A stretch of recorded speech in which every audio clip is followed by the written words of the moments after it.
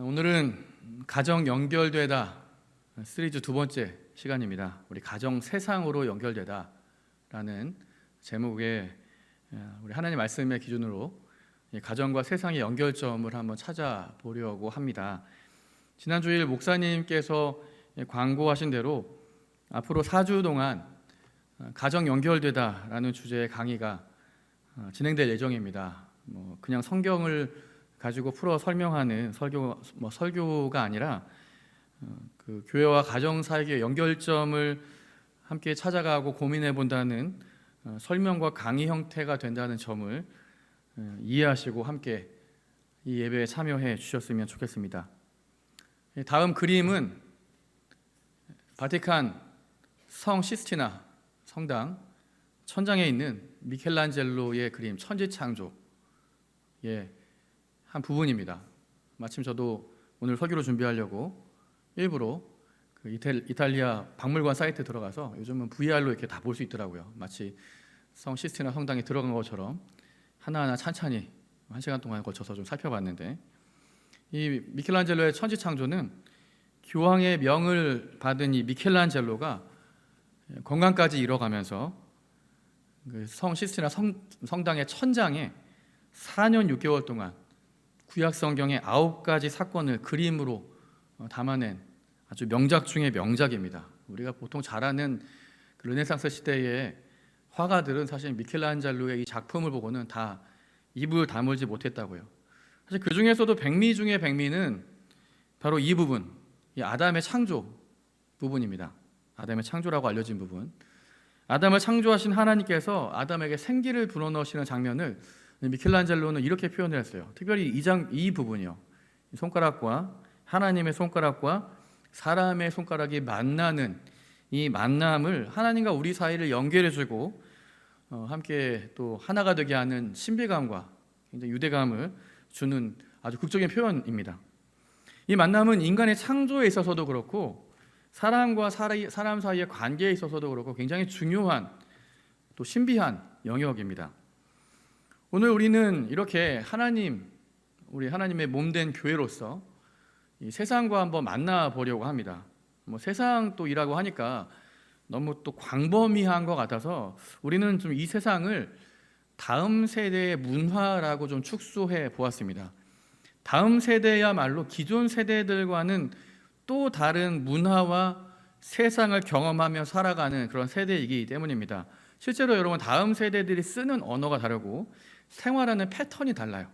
그래서 지금 저기 그림 선교학적으로 해외에서 멀리 사는 외국인들, 이방인들만 선교의 대상이 아니라 지금 신세대들, 다음 세대들이 가장 가까이에 있는 14창, 보통 우리 선교 대상을 14창이라고 부르는데 우리 다음 세대들은 14창에 있는 선교 대상으로 분류하기도 합니다.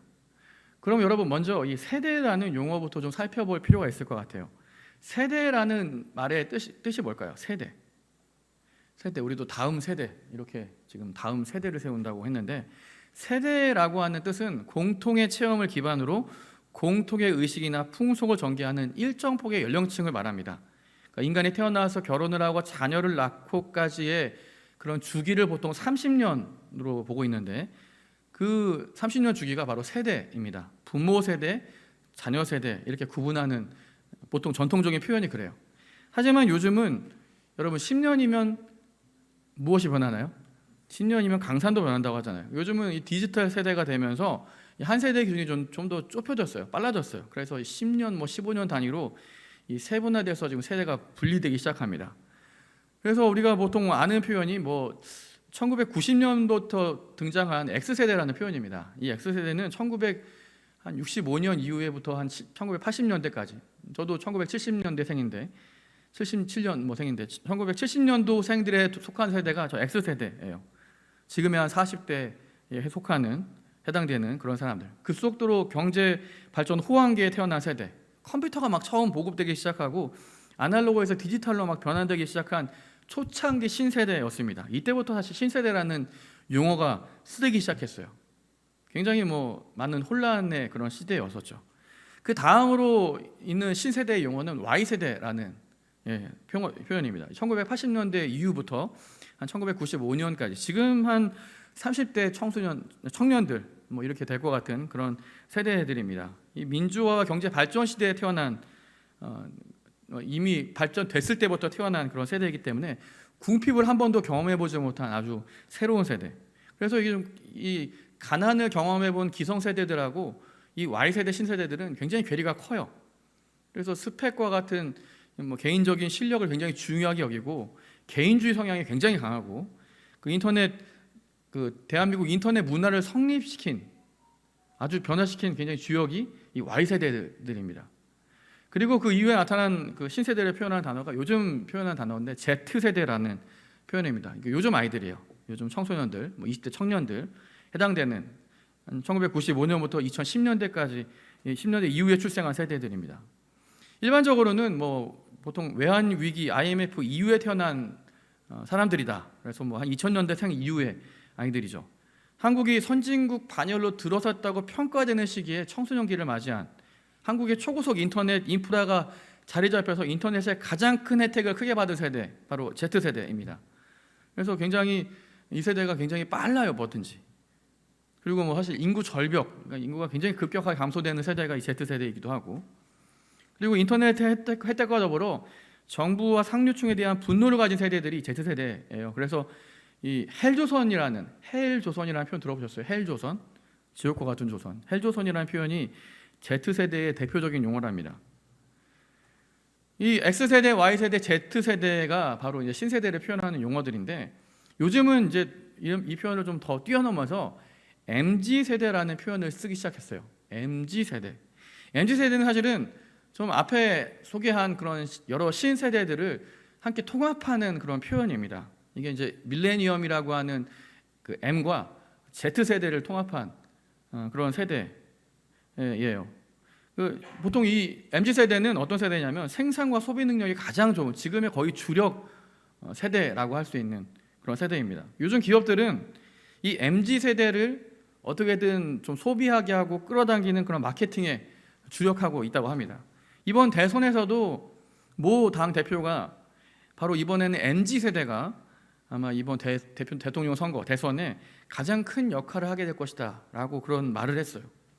우리 뭐 교회로 치면 우리가 다음 세대라고 표현하는 뭐 그런 단어들, 뭐 청소년부터 청년, 그리고 뭐 더 넓게 보면 3040 세대에 이르기까지 아우르는 그런 표현이라고 할 수 있습니다. 그래서 이게 이제 뭐 우리가 다음 세대라고 한다면 그게 MZ 세대이고, 우리가 뭐 다음 세대를 세우는 선교 사명적인 교회다, 이 말은 MZ 세대가 이제 우리 수원 서부교회 앞으로의 교회의 주역으로 성장할 수 있도록 양육하고 세우는 일에 주역해야 한다는 그런 뜻으로 우리가 지금 이 시대의 용어로 해석할 수 있습니다.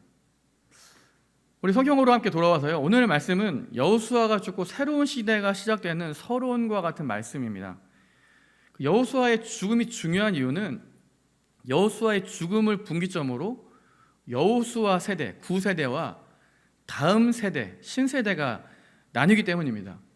실제로 여호수아 세대와 다음 세대들 사이에는 굉장히 좀 큰 갭이 있는 세대 차이가 있었습니다. 여호수아 세대는 어떤 세대였을까요?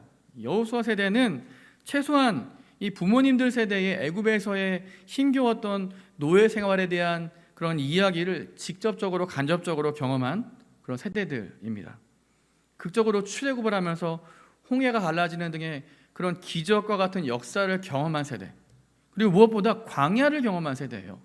이 광야를 통해서 영적인 훈련을 경험하면서 무사히 가나안 땅을 밟은 세대들이 바로 여호수아 세대입니다. 기적적으로 요단강이 갈라지고 여리고성이 무너지고 가나안 땅의 여러 성읍들이 하나님의 약속대로 하나하나 정복되고 정착하는 그런 세대였습니다. 그래서 여호수아 세대를 오늘 7절 말씀에서는 이렇게 표현하죠. 여호수아가 사는 날 동안 여호수아 뒤에 생존한 장로들, 곧 여호와께서 이스라엘을 위하여 행하신 일을 이스라엘 위하여 행하신 모든 큰 일을 본 자들이 사는 날 동안에 여호와를 잘 섬겼던 그런 세대들이 바로 여호수아 세대, 9세대들입니다. 하지만 문제는 그 다음 세대들에게 있었습니다.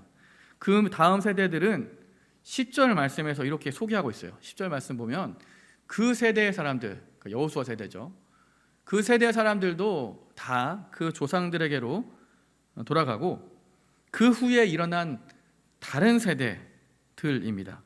그런데 여러분, 왜 다음 세대라고 하지 않고 다른 세대라고 표현을 하고 있을까요? 왜냐하면 그 10절의 뒤에 후반부에 그 말씀에 나와 있는 것처럼 그 다른 세대들, 그들은 여호와를 알지 못하고 여호와께서 이스라엘을 위하여 행하신 일도 알지 못하였던 세대들이기 때문입니다. 이들은 먹는 것도 달랐어요. 문화가 달랐다는 거죠. 여호수아 세대는 최소한 하늘 양식, 이 만나를 경험한 세대입니다. 하나님이 주시는 은혜의 양식을 경험한 세대. 하지만 다음 세대들은 가나안 땅에서 나는 특산물을 먹고 자란 세대예요. 여기 계신 어르신들은 대부분 제가 생각하기 보기에는 거의 보릿고개를 다 겪어보신 분들이라고 생각합니다. 여러분, 여호수아 세대는 최소한 보릿고개를 경험한 그런 세대라고 생각하시면 돼요. 힘들고 어려웠던 그런 광야의 시간들을 보냈던 시대. 하지만 여호수아 세대 이후에 일어난 이 다른 세대들은 쌀밥에 고깃국, 사실 피자와 햄버거와 치킨 이런 게 흔한 세대들이라고 생각하면 쉬울 것 같습니다. 여러분, 여호수아 세대는요, 이 광야와 가나안 땅에서 정착하는 과정에서 이들이 겪은 문화는 교회 문화였습니다. 하나님 나라의 문화. 광야에서 하나님을 찬양하면서 음악을 배우고 하나님 말씀을 통해서 글을 배웠던 세대가 여호수아 세대였어요. 최소한 이때까지는. 모세가 모세오경 썼잖아요. 하나님 말씀을 통해서 글을 배우고. 하지만 다음 세대들은 하나님 말씀보다는 그 땅에서, 가나안 땅에서 유행하는 글쎄요, 있었겠지만 그 땅에 노래하는 노랫말이나 어떤 그 땅에 유행하는 어떤 책이나 트렌드에 익숙한 그 땅의 문화를 통해서 배웠던 그런 세대. 그래서 우리가 읽지 않았지만 그 뒤에 11절과 12절의 말씀해 보면 이렇게 되어 있습니다. 11절과 12절 말씀 한번 같이 읽어볼까요? 시작. 이스라엘 자손이 여호와의 목전에서 악을 행하여 바알들을 섬기며 애굽 땅에서 그들을 인도하여 내신 그들의 조상들의 하나님 여호와를 버리고 다른 신들 곧 그들의 주위에 있는 백성의 신들을 따라 그들에게 절하여 여호와를 진노하시게 하였던 것입니다. 이게 뭐냐면 그 땅에 있는 더 좋은 문화의 혜택들을 누리고 있는데, 그 땅에 있는 좋은 문화의 혜택들을 누리면서 더 바람직하게 하나님을 섬기는 나라가 된 게 아니라 그 가나안 땅의 문화에 도리어 잠식되어 버리는 다른 세대가 되었다는 것입니다. 굉장히 비참하고 비극적인 사사기의 시작이었죠. 여러분, 왜 이들은 이렇게 다른 세대가 되어 버렸을까요? 마치 이 일을 예상이나 한 것처럼 하나님이 모세를 통해서 신명기 6장에 보면 이런 당부의 말씀을 남겨요. 신명기 6장 6절 말씀인데요. 오늘날 내가 내게 명하는 이 말씀을 너는 마음에 새기고 내 자녀에게 부지런히 가르쳐야 된다 라고 말씀하셨어요. 물론 이제 지금은 모세 시대는 광야 시대 아닙니까? 광야를 다니느라 하나님 말씀을 가르칠 기회가 없었지만 최소한 가나안 땅에 정착하게 되거든, 좀 안정적인 생활이 되거든 모세를 통해서 하나님이 이렇게 말씀하셨다는 거예요. 이 말씀을 너의 마음에 새기고 너희 자녀들에게도 부지런히 가르쳐야 된다. 그러니까 이 부모 세대들이 자녀들에게 이 가정의 삶이 하나님 말씀에 의해서 이끌림을 받아야 되는 이런 사실들을 가르쳐주고 보여줘야 된다는 거예요. 자녀들에게 하나님 말씀이 바로 우리의 인생의 지침서다, 우리의 정말 삶을 살아가는 매뉴얼이다 라는 사실을 가정에서부터 이렇게 가르쳐야 된다고 하나님이 이미 말씀하셨다는 거예요. 사실 여러분, 모세 시대나 여호수아 세대만 하더라도 사실 이스라엘 공동체 전체가 교회였습니다. 마치 우리가 지금 이렇게 교회로 오는 것처럼 이스라엘 공동체가 교회였어요. 그렇다면 각 가정은 뭘까요? 각 가정은 분반 공부하는, 각 가정들은 그런 분반 공부하는 그런 곳이에요. 각 가정에 돌아가서 하나님 말씀, 우리가 배웠던 하나님 말씀, 모세를 통해서 또 선지자를 통해서 들었던 하나님 말씀을 삶의 현장에서 또 삶으로 가르쳐주는 교육 현장, 체험 삶의 현장이 가정이었습니다. 그래서 신명기 6장 20절 21절에 보면 후일에 내 아들이 내게 묻기를 우리 하나님 여호와의 명하신 증거와 말씀과 규례와 법도가 무슨 뜻입니까? 이렇게 물어보거든. 너는 내 아들에게 이렇게 가르쳐야 된다고 신명기 6장 21절 이후에 이런 그런 내용들이 나와요. 이거 사실 이스라엘 백성들에게 대화하는 방법이거든요. 자녀들에게 성경의 놀라운 이 사건들과 이야기들을 엄마 아빠의 목소리로 들려주어라 라고 했던 것입니다. 굉장히 중요한 신앙의 전수라는 거죠. 그런데 이 여호수아 세대, 또 뭐 그 전에 세대들도 마찬가지겠지만 여호수아 세대가 바로 이 다음 세대들에게 하나님의 말씀을 가르치는 일들을 실패한 것입니다. 그래서 다음 세대가 다른 세대가 된 거예요. 저는 말씀을 준비하다가 이 부분에서 좀 뜨끔했습니다. 저희 집에서 아이들이 잠자기 전에 보통 제가 들어가서 기도해주고 잠을 자거든요. 근데 기도하기 전에 보통 아이들이 종종 저를 붙잡으면서 아빠 성경 이야기 하나만 해주세요, 이렇게 이야기합니다. 얼마나 정말 놀라운 기회입니까? 저는 이때 어떻게 해야 될까요? 옳지, 이때가 기회다 그러면서 성경에 재미있는 이야기를 하면서 아이들에게 복음을 전해줄 때도 있지만 종종 보통 그렇고, 대부분은 뭐 제가 피곤하다는 이유로 야, 나중에 해줄게, 빨리 기도하고 자자, 이렇게 보통 합니다. 나쁜 아빠죠. 하지만 여러분, 저는 이 부모님이 들려주는 신앙 이야기가 참 중요하다고 생각합니다. 뭐 꼭 성경의 이야기만이 아니에요. 성경에 꼭 있는 이야기만, 저는 목사니까 성경 이야기를 할 수 있어서 성경 이야기만이 아닙니다. 내가 경험한 하나님에 대한 이야기, 내가 만난 예수님에 대한 이야기, 이것만큼 좋은 이야기의 소재가 없어요. 그래서 이번 주 여러분 주부에 보시면 실천과제, 이번 주 우리 실천과제가 이렇게 소개되어 있는데요. 부모님의 신앙 간증 나누기, 우리 부모님의 세대가 경험한 우리 가족과 하나님의 사랑 이야기를 자녀들에게 들려주세요. 인증샷을 이렇게 단톡방에 올려달라고 뭐 이렇게 하는 지난주 광고를 여러분 들으셨을 텐데요. 사실 굉장히 여러분 이게 중요한 일입니다. 부모님들이 들려주는 이 믿음과 성경에 대한 이야기, 엄마 아빠의 입술을 통해서 들려지는, 이 교회에서 교회 선생님이, 목사님이, 전도사님이 들려주는 그런 이야기 말고 엄마 아빠가 들려주는 신앙 이야기가 훨씬 더 중요한 거예요. 더 좋은 신앙 교육이 없습니다. 이거야말로 산 증인이기 때문입니다. 예전에도 제가 한번 말씀드린 적이 있는 것 같은데요. 저는 모태신앙입니다. 근데 모태신앙의 특성상 교회를 의무적으로 가는 것이 참 싫었습니다. 특히 주일 아침이면, 그때는 뭐 공영방송, 제가 어렸을 때는 공영방송만 KBS, MBC 이런 것만 있던 시대였는데, 보통 주일 아침에 한 7시부터 온갖 재밌는 만화를 함께 이렇게 모아가지고 7시부터 한 9시까지, 한 10시까지 TV, 그때 막 주일 아침에 몰아서 아침에 만화를 해주는 거예요. 진짜 그게. 그래서 이 재밌는 만화를 보여주는 TV를 놔두고 이 재미있는 지지리도 없는 교회 주일학교 가는 게 너무너무나 싫었습니다. 게다가 제가 어렸을 때 다니던 교회가 집에서 굉장히 멀었거든요. 어른 걸음으로 한 30분, 그 초등학교 막 어린아이 걸음으로는 1시간, 되게 멀리 다녔어요. 교회가, 제 모교회가 좀 멀어가지고 상당히 먼 거리였습니다. 주일 아침마다 그래서 항상 아침에 실랑이가 벌어져요. 저는 TV 만화를 본다고 안 가려고 막 버티고, 저희 엄마는 당장 나가라고 빗자루 들고 쫓아오고, 이런 항상 그림이었습니다. 근데 그렇게 그런 시간이 지나면서 저희 어머니가 저를 붙잡아 놓고 이야기를 하나 해주셨습니다. 오래되어서 제가 기억이 가물가물하지만 예전에도 한번 말씀드린 적이 있는 것 같은데, 그 이야기는 이렇습니다. 성경 이야기가 아니에요. 주일학교에 열심히 다니는 한 여자아이가 있었습니다.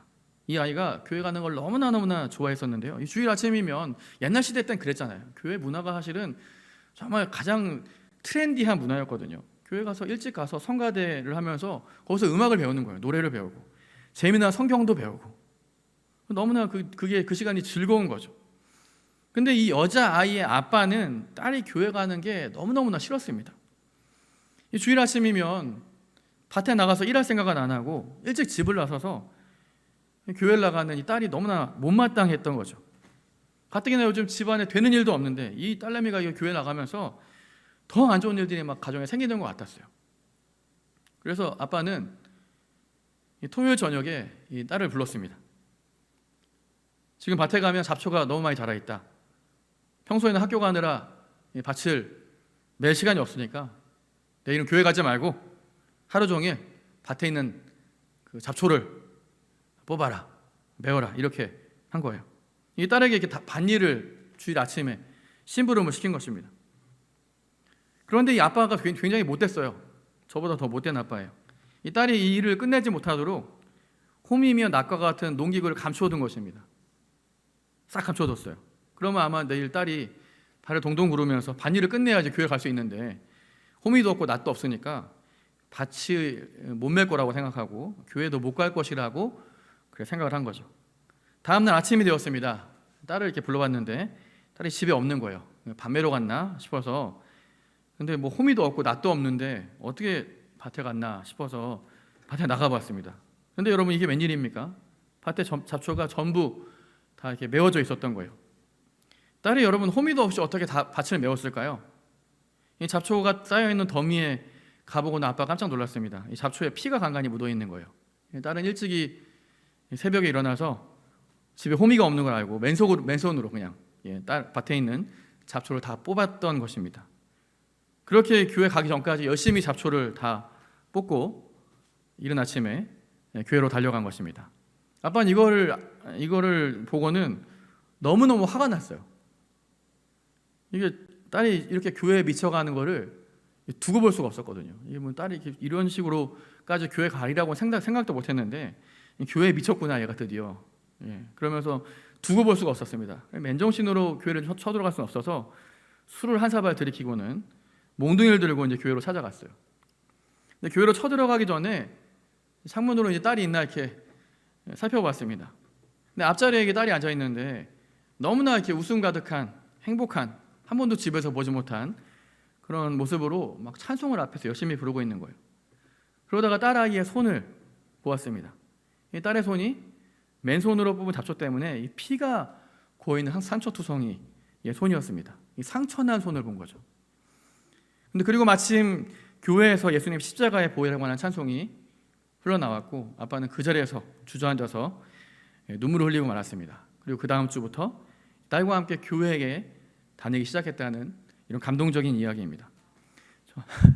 네, 아멘이죠. 저는 저희 어머니가 해준 이 이야기를 아직도 잘 기억하고 있어요. 아마 이 이야기가 맞을 거예요.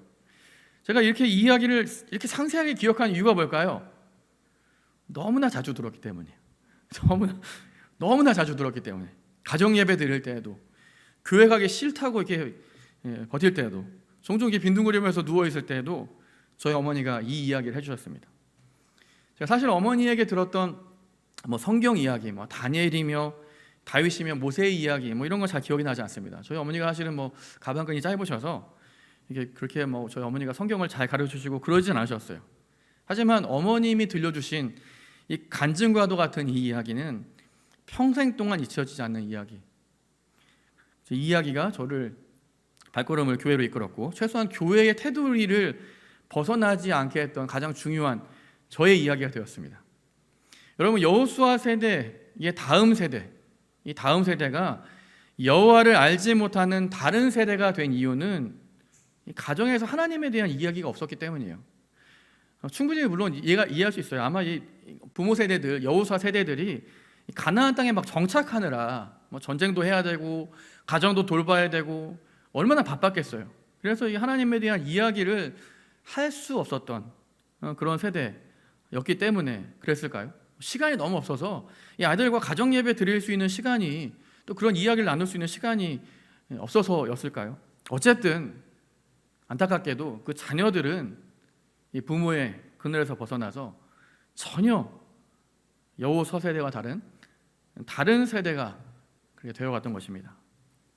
사실 여러분, 오늘날에도 마찬가지입니다. 근현대에 이르러서 우리가 교회가 지금 주일학교라는 특별한 시스템을 통해서 지금은 각 세대별로 맞는 우리 교회 사역과 성경 교육과 이런 가르침들이 진행되고 있는데, 사실 우리가 일주일에 한 번이잖아요. 주일학교. 일주일에 한 번 진행되는 주일학교를 가지고는 사실 신앙을 전수하기에는 턱없이 부족합니다. 요즘 사실 뭐 주일조차도 우리 학원과 여러 각종 뭐 우리 바쁜 아이들의 이런 일상들에 빼앗겨서 주일조차도 사실 확보하기 힘든 그런 시간이 돼가고 있어요.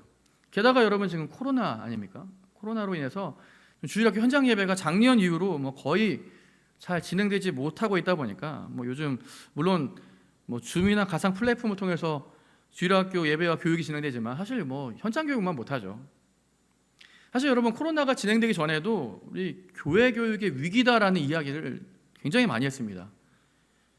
총회 교육국의 발표에 의하면 그 10년 동안 주일학교 학생들이 30%나 감소했다는 통계가 있어요. 저기는 보면 50%, 이게 좀 한 20년 통계인데 50% 감소했다는 그런 통계가 있는데, 여러분 또 앞으로도 코로나 이후에도 여러분 그렇게 예상하기를, 보통 많은 교회 전문가들이 예상하기를 코로나 이후에도 오히려 지금 이 숫자에서 여기서 더 30% 감소할 것이다. 교인들도 그렇고 여러 주일학교 아이들도 그렇고 또 여기서 또 30% 감소한다고 하는 그런 예상이 있습니다. 그래서 정말 주일학교나 우리 교회의 위기라고 할 수 있을 것 같습니다. 이제는 사실 주일학교 우리 교육에만 또 신앙교육을 기대하기에는 리스크가 너무나 큰 그런 시간이 되었습니다. 그러면 여러분 우리가 어떻게 해야 될까요? 그래서 이제는 여러분 가정입니다. 하나님께서 이 코로나와 함께 가정이라고 하는 새로운 열린 기회를 주신 거예요. 가정이 신앙의 교육의 산실이 될 수 있도록.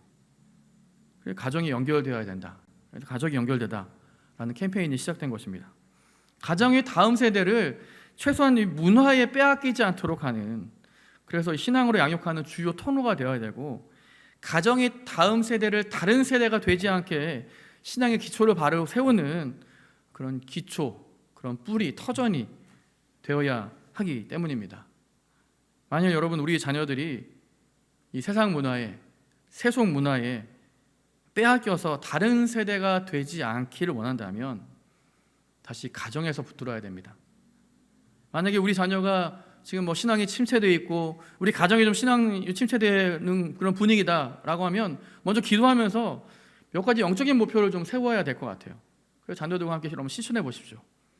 정기적인 가정 예배를 우리가 일주일에 한 번씩 일주일에 몇 번씩 드리든지, 같이 한번 성경 읽기를 한다든지, 우리 원거리에 벌써 결혼해서 출가했고 떨어져 있으면 우리 보통 올해 우리 올 초에 우리 구역 카톡방 통해서 성경 읽기 했잖아요. 가족들끼리 카톡방을 만들어서 성경 읽기를 한다든지, 가족 기도회가 되었든지, 어쨌든 어떤 목표도 좋습니다.